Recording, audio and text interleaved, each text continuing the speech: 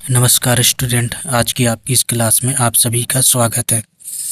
अपना class 11th का दूसरा चैप्टर है जिसका नाम है परमाणु की संरचना चल रहा है।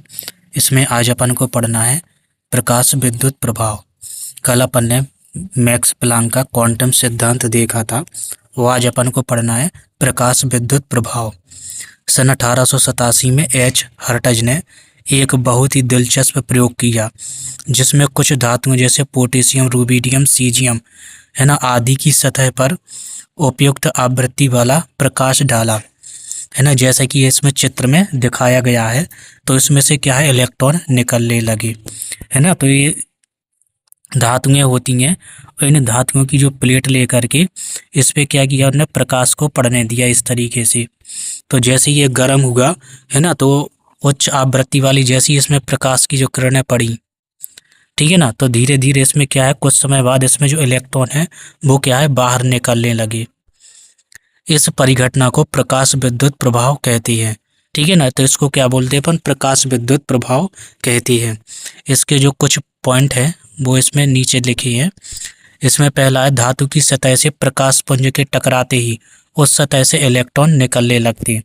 मान के चलिए धातु की कोई सतह है और जैसे ही इससे कोई प्रकाश की किरणें इस तरीके से आती हैं तो इसमें इलेक्ट्रॉन क्या है, बाहर निकलने लगते हैं। अर्थात धातु की सतह से इलेक्ट्रॉन निष्कासन सतह पर प्रकाश पुंज के टकराने के बीच कोई समय अंतराल नहीं होता है, ठीक है। तो इसका कोई निश्चित समय नहीं है, कोई समय अंतराल नहीं है कि मान के चलिए इसमें प्रकाश की किरणें पड़ेंगी तो कब इसमें इलेक्ट्रॉन निकलेंगे। लेकिन इतना जरूर है कि इलेक्ट्रॉन का जो निष्कासन है, ठीक है ना, तो वो क्या है, कुछ समय के पश्चात ये ऐसा होता है। निष्कासित इलेक्ट्रॉनों की संख्या प्रकाश की तीव्रता के समानुपाती होती है। यानी कि जो इलेक्ट्रॉन है, ठीक है ना, और इस पर जो पड़ने वाला प्रकाश है ना, तो ये क्या होते हैं, एक दूसरे के डायरेक्टली प्रोपोर्शनल होते हैं, यानी कि समानुपाती होते हैं। यानी कि जितनी मात्रा में प्रकाश होगा तो इलेक्ट्रॉनों की जो मात्रा है वो भी क्या है, उतनी ही ज़्यादा हो जाती है। प्रत्येक धातु के लिए एक अभिलाक्षणिक न्यूनतम आवृत्ति होती है जिसे देहली आवृत्ति कहते हैं। मतलब जो धातु है, तो विभिन्न प्रकार की धातुएं हैं, जैसे कि आपकी सोना है ना, चांदी है, ठीक है, सोना है, चांदी है ना, और भी है, कॉपर है, ठीक है। इसके अलावा इन्होंने कुछ नाम लिखे भी हैं, जैसे कि पोटेशियम है ना, धातु है, रूबिडियम है, सीजियम है ना। तो इन पे इनकी क्या है, जो आवृत्ति होती है इस पर प्रकाश पड़ने की और जो इलेक्ट्रॉन निकलने की वो अलग अलग होती है, ठीक है ना। तो जो प्रत्येक धातु है इनके लिए एक अभिलाक्षणिक आवृत्ति होती है जिसको अपन इसकी देहली आवृत्ति या थ्रेशोल्ड फ्रीक्वेंसी कहते हैं, जिससे कम आवृत्ति पर प्रकाश विद्युत प्रभाव प्रदर्शित नहीं होता। यानी कि इस पे जो प्रकाश पड़ेगा वो एक निश्चित आवृत्ति का होगा। यदि इससे कम है तो फिर क्या है, इलेक्ट्रॉन बाहर नहीं निकलेंगे, है ना। तो जो न्यू है ना, जो भी आपका, ठीक है ना, न्यू आवृत्ति पर निष्कासित इलेक्ट्रॉनों की कुछ गतिज ऊर्जा होती है और गतिज ऊर्जा प्रयुक्त प्रकाश की आवृत्ति के बढ़ने के साथ बढ़ती है ना। तो जैसी प्रकाश की आवृत्ति बढ़ेगी तो उनकी जो गतिज ऊर्जा है वो भी क्या है, बढ़ जाती है। उपरोक्त सारे परिणामों की व्याख्या पारंपरिक भौतिकी के नियमों के आधार पर नहीं की जा सकी। उन नियमों के अनुसार प्रकाश की किरण की ऊर्जा की मात्रा प्रकाश की तीव्रता पर निर्भर करती है। यहाँ पे ये चित्र दिखाया गया है कि किस तरीके से प्रकाश विद्युत प्रभाव को अपन प्रदर्शित कर सकते हैं। तो यहाँ पे ये क्या है, एक नली ली है, निर्वात कक्ष है, ठीक है। यहाँ पे क्या है, अपन ने इलेक्ट्रोड लिए है ना, और यहाँ पे ये धातु की सतह है, यानी कि धातु की एक अपन ने प्लेट ले ली, ठीक है ना। तो जैसे ही इससे प्रकाश पड़ेगा इस पे, ठीक है, तो यहाँ पे एक संसूचक लगा हुआ है जो कि इसको मापेगा। ये यहाँ पे विद्युत धारा मापी है कि विद्युत धारा कितनी अपन प्रवाहित कर रहे हैं, तो उसको मापने वाला है। तो यहाँ पे ये बैटरी है ना। तो जैसे ही बैटरी से इसमें विद्युत धारा जाती है ना, तो ये जो धातु की सतह है इससे क्या है, इलेक्ट्रॉन बाहर निकलने लगते हैं, ठीक है ना। तो ये प्रकाश विद्युत प्रभाव को दर्शाने के लिए एक रेखा चित्र यहाँ पे दिया गया है ना, जिसमें क्या है, प्रकाश विद्युत प्रभाव के अध्ययन के लिए उपकरण है और एक निर्वात कक्ष में एक धातु की सतह है ना, साफ सतह पर एक निश्चित आवृत्ति वाले प्रकाश की किरण टकराती है ना, धातु से इलेक्ट्रॉन निष्कासित होते हैं। ये संसूचक द्वारा गिने जाते हैं जो उनकी गतिज ऊर्जा का मापन करते हैं, मतलब उनकी गति को मापते हैं कि कितनी गति से इलेक्ट्रॉन क्या है बाहर निकल रहे हैं।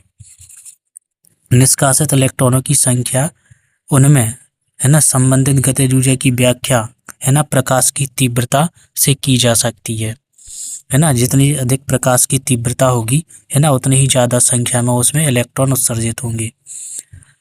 निष्कासित इलेक्ट्रॉनों की संख्या प्रकाश की तीव्रता पर निर्भर करती है, लेकिन इन इलेक्ट्रॉनों की गतिज ऊर्जा तीव्रता पर निर्भर नहीं करती है। यानी कि वो कितने तीव्र गति से वो बाहर निकल रहे हैं, ये क्या है प्रकाश की तीव्रता पर निर्भर नहीं करता है।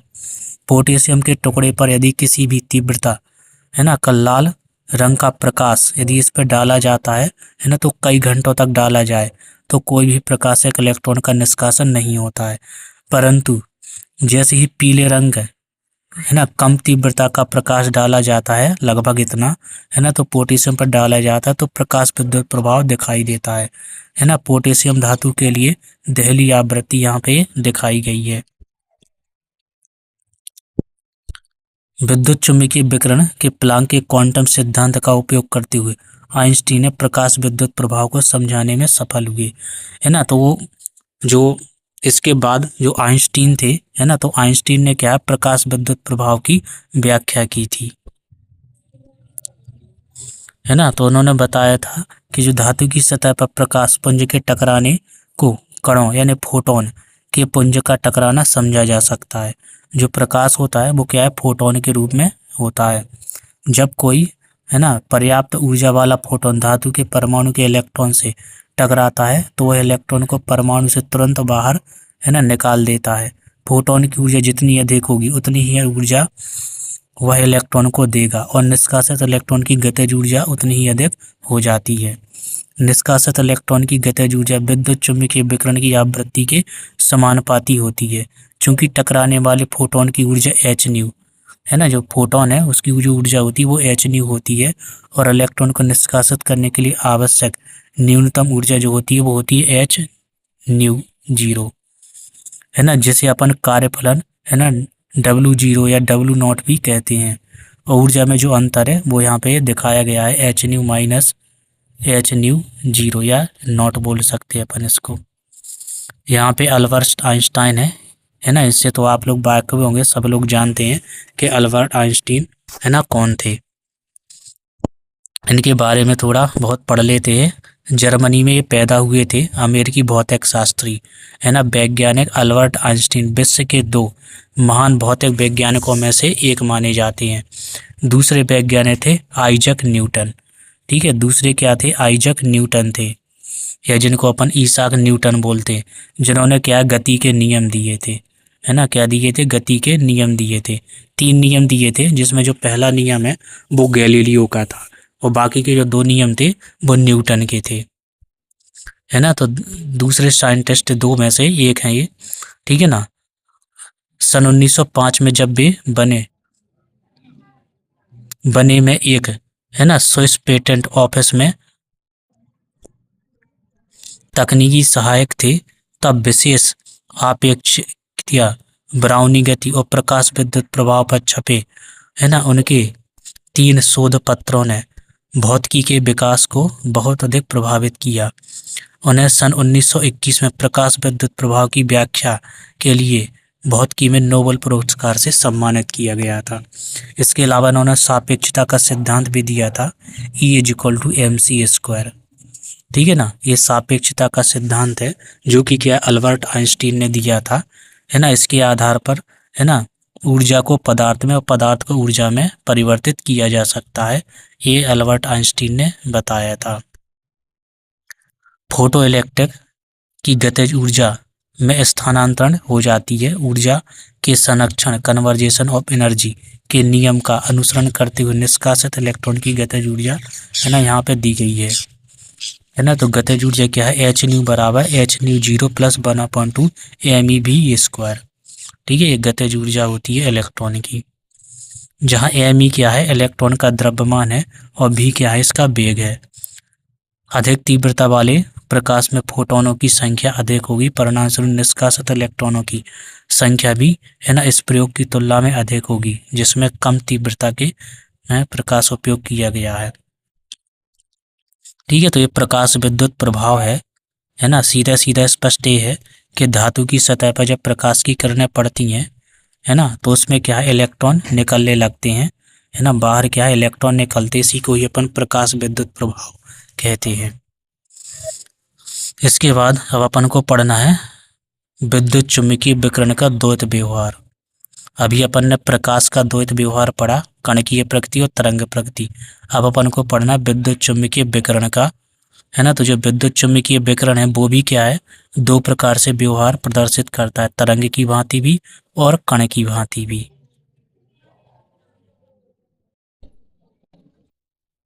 अब इसके बाद अपन को पढ़ना है विद्युत चुम्बकीय विकिरण का द्वैत व्यवहार। तो जो आपके विद्युत चुम्बकीय विकिरण है, जिनको अपन इलेक्ट्रोमैग्नेटिक रेडिएशन कहते हैं, ये भी क्या है, द्वैत व्यवहार यानी कि दोहरा व्यवहार प्रदर्शित करती है। यानी कि कण की भांति भी ये व्यवहार करती हैं और तरंग की भांति भी ये व्यवहार करती हैं, है ना। तो जो प्रकाश की, है ना, प्रकाश की कण समान जो प्रकृति है, वैज्ञानिकों के सामने, है ना, असमंजस की स्थिति पैदा कर दी।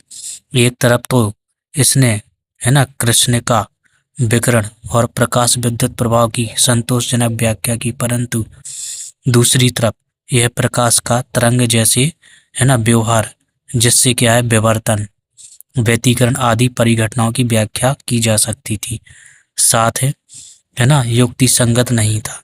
इस दुविधा को हल करने के लिए एक ही उपाय था कि यह मान लिया जाए कि प्रकाश के जो कण हैं और तरंग दोनों जैसे गुण होते हैं, ठीक है ना, अर्थात प्रकाश का द्वैत व्यवहार होता है। प्रयोगों के आधार पर हमें, है ना, यह पाते हैं कि तरंग प्रकाश तरंग या कण के समान व्यवहार करता है जब द्रव्य के साथ, है ना, विकिरण की अन्योन्य क्रिया होती है ना। जब क्या है, अन्योन्य क्रिया होती है, तब यह क्या है, कण जैसे गुण प्रदर्शित करता है, और जब विकिरण का संचरण होता है तो यह तरंग जैसे गुण, जैसे कि व्यतिकरण और विवर्तन जैसी घटनाएं ये प्रदर्शित करता है। द्रव्य और विकिरण की प्रचलित द्रव्य और विकिरण की जो प्रचलित धाराओं को देखते हुए संकल्पना एकदम नई थी। लोगों को इसे स्वीकार करने में काफी समय लगा। जैसे आप आगे देखेंगे, कुछ सूक्ष्म कण जैसे इलेक्ट्रॉन भी, है ना, तरंग कण वाला द्वैत व्यवहार प्रदर्शित करते हैं। यानी कि जो इलेक्ट्रॉन है वो भी आपके, है ना, कण की भांति व्यवहार करेंगे और तरंग की भांति भी ये भी क्या है, व्यवहार करते हैं। तो ये परमाणु विकिरण है। यहाँ पे कुछ मान दिए गए, इसको आपको देखना हो तो आप देख सकते हैं, है ना। कुछ धातुओं के लिए कार्यफलन के मान दिए गए हैं। यहाँ पे न्यूमेरिकल सवाल है ये। अब इसके बाद अपन को पढ़ना है क्वांटित इलेक्ट्रॉनिक ऊर्जा स्तरों के लिए प्रमाण, यानी कि परमाणविक स्पेक्ट्रा पढ़ना है अपन को। ठीक है, तो परमाणविक स्पेक्ट्रा भी इसमें अपन को, है ना, अवशोषण और उत्सर्जन स्पेक्ट्रा पढ़ना है अपन को। ठीक है, तो इसके बारे में भी अपन यहाँ पे आज की क्लास में पढ़ने वाले हैं, तो इसको अपन समझ लेते हैं। जो प्रकाश की गति है ना, उस माध्यम की प्रकृति पर निर्भर करती है जिससे यह गुजरती है। एक माध्यम से दूसरे माध्यम तक जाने पर जो प्रकाश की किरण अपने मूल पथ से मुड़ जाती है अथवा अपवर्तित हो जाती है। प्रिज्म में से सफेद प्रकाश की किरण को गुजरने से यह देखा गया कि कम तरंग दैर्ध्य की तरंग लंबी तरंग दैर्ध्य की तरंग की तुलना में अधिक झुक जाती हैं। अभी अपन देखेंगे, है ना, जैसे जो प्रिज्म है, ठीक है ना, तो इस तरीके से जब एक वर्णी प्रकाश जो सूर्य का प्रकाश है इसमें डाला जाता है तो इस 7 रंगों में क्या है, ये विभक्त हो जाता है। ठीक है ना, तो प्रिज्म से जब एक वर्णी प्रकाश गुजारा जाता है तो इसमें क्या होता है, जो कम तरंग दैर्ध्य वाली जो तरंगें होती हैं, है ना, वो लंबी तरंग दैर्ध्य की तुलना में अधिक झुक जाती है। यानी कि जिनकी कम तरंग दैर्ध्य होती है वो ज़्यादा नीचे झुकाव ले जाती हैं और जिनकी ज़्यादा तरंग दैर्ध्य होती है वो ऊपर हो जाती हैं। क्योंकि साधारण सफ़ेद प्रकाश में दृश्य परास में सभी तरंग दैर्ध्य वाली तरंगें होती हैं। सफ़ेद प्रकाश की किरण रंगीन पट्टियों की एक, है ना, श्रृंखला में फैल जाती है जिसे अपन स्पेक्ट्रा कहते हैं। लाल रंग जिसकी तरंगदैर्घ्य सबसे अधिक, ये न्यूमेरिक मतलब ये ऑब्जेक्टिव क्वेश्चन है आपका कि जो सबसे ज़्यादा तरंगदैर्घ्य है वो किसकी होती है ना। तो जो लाल प्रकाश की जो तरंगदैर्घ्य है वो सबसे ज़्यादा होती है। अब इसका मतलब समझिए, इसका मतलब ये है कि जो लाल प्रकाश है इसको काफ़ी दूर से अपन देख सकते हैं, इसलिए जो सिग्नल वगैरह होते हैं, ठीक है ना, क्या होते हैं, सिग्नल होते हैं। यानी कि जो लाल बत्ती है आपने देखा होगा जहाँ पे खतरे वाली जो घंटी होती है वहाँ पे क्या है, लाल प्रकाश की बत्ती लगी रहती है। ऐसा इसलिए क्योंकि इसकी तरंगदैर्घ्य ज़्यादा होती है और तरंगदैर्घ्य ज़्यादा होने से इसका प्रकीर्णन यानी कि फैलाव कम होता है लाल प्रकाश का। ठीक है, जो लाल प्रकाश का जो प्रकीर्णन है वो बहुत कम होता है, इसलिए इसको क्या दूर से देखा जा सकता है। कारण है इसका हाई तरंगदैर्घ्य, है ना, इसकी जो तरंगदैर्घ्य है ये बहुत ज़्यादा होती है।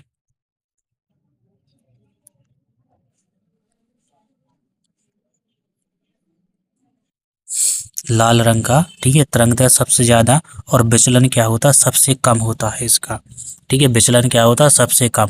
और सबसे कम तरंगदैर्घ्य वाले यानी कि बैंगनी रंग जो होता है आपका, है ना, इसका जो विचलन है वो सबसे अधिक होता है। क्यों? क्योंकि इसकी तरंगदैर्घ्य बहुत कम होती है।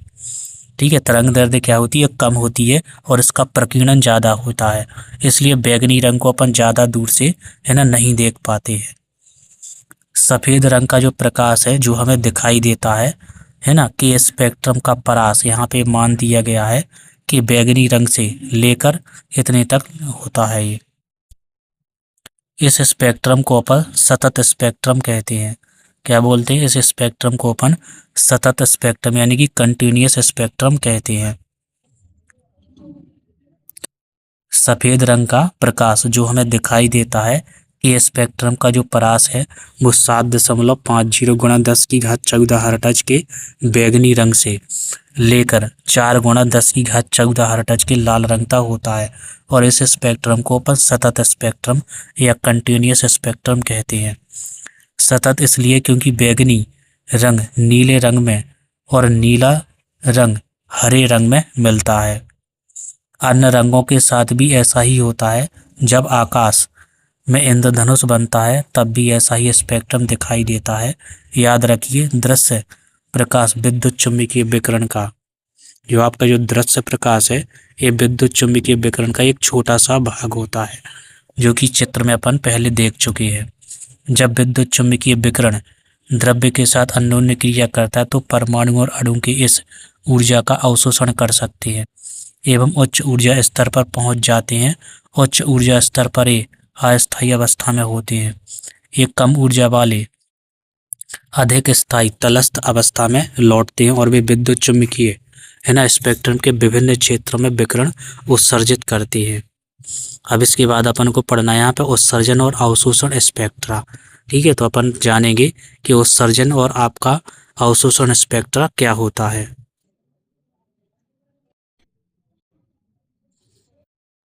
किसी पदार्थ से ऊर्जा अवशोषण के बाद उत्सर्जित विकिरण का, है ना, स्पेक्ट्रम आपका उत्सर्जन स्पेक्ट्रम कहलाता है। मान के चलिए कोई पदार्थ है या कोई धातु है, ठीक है ना, तो जो प्रकाश के कणों को या जो प्रकाश की किरणों को जो, है ना, अवशोषित करता है, ठीक है ना, तो क्या है, अवशोषित विकिरण है, विकिरणों को क्या है, अवशोषित करता है। ठीक है ना, और इसके बाद क्या है, इसको बाहर निकालता है। ठीक है, इसको क्या करता है, बाहर निकालता है। इसी को ही अपन उत्सर्जन स्पेक्ट्रा कहते हैं।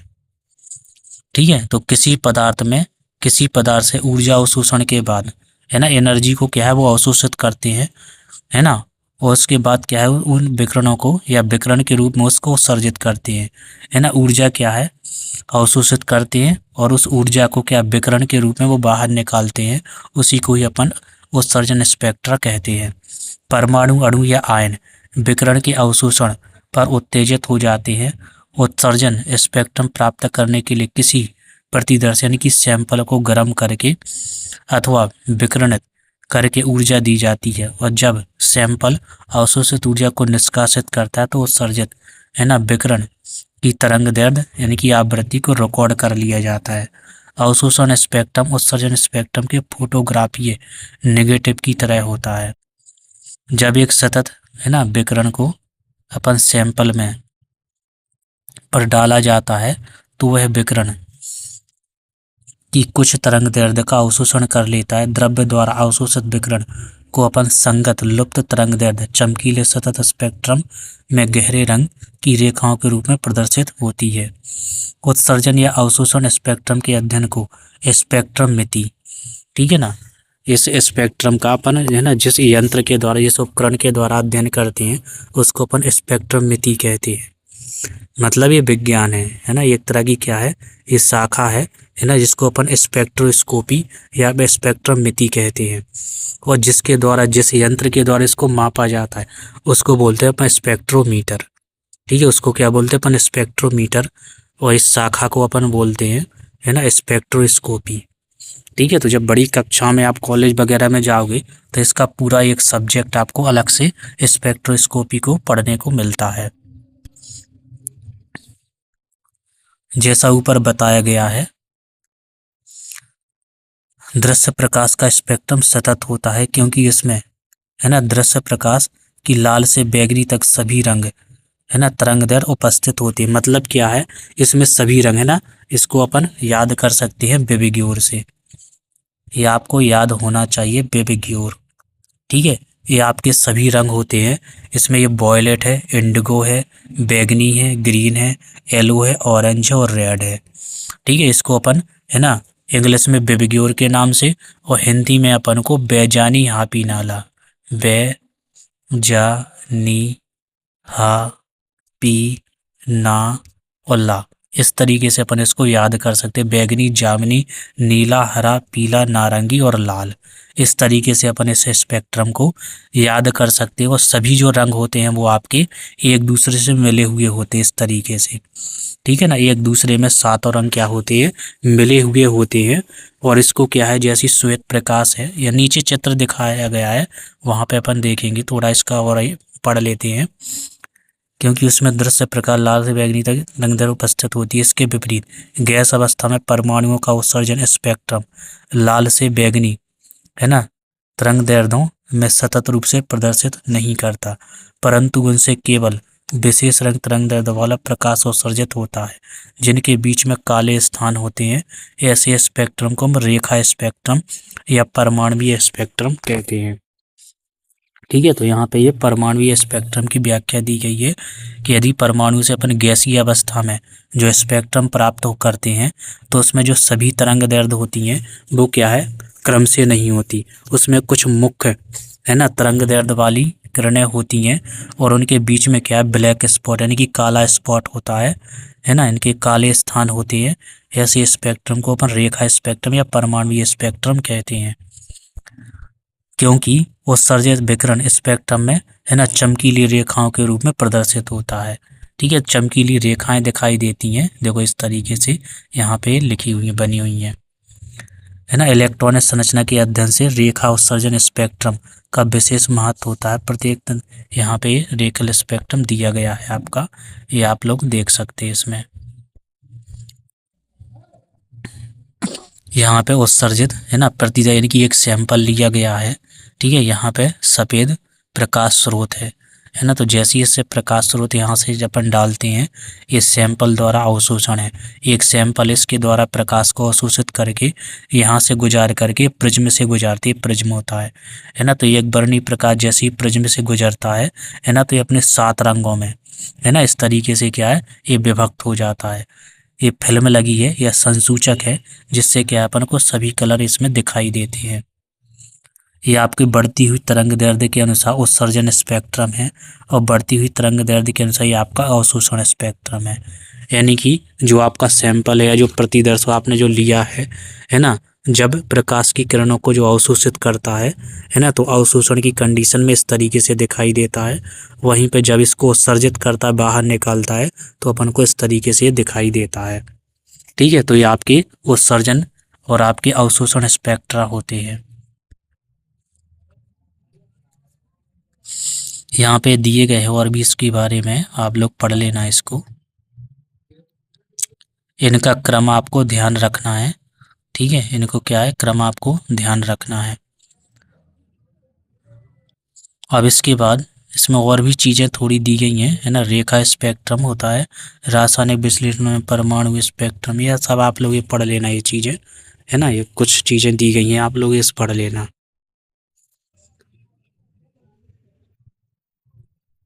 ज्ञात तत्वों के परमाणुओं के उत्सर्जन स्पेक्ट्रम की रेखाओं का यथार्थ मिलान अज्ञात प्रतिशत की रेखाओं से तत्वों को पहचान के लिए रॉबर्ट बुनसन ने, है ना, ये सर्वप्रथम किया था ये।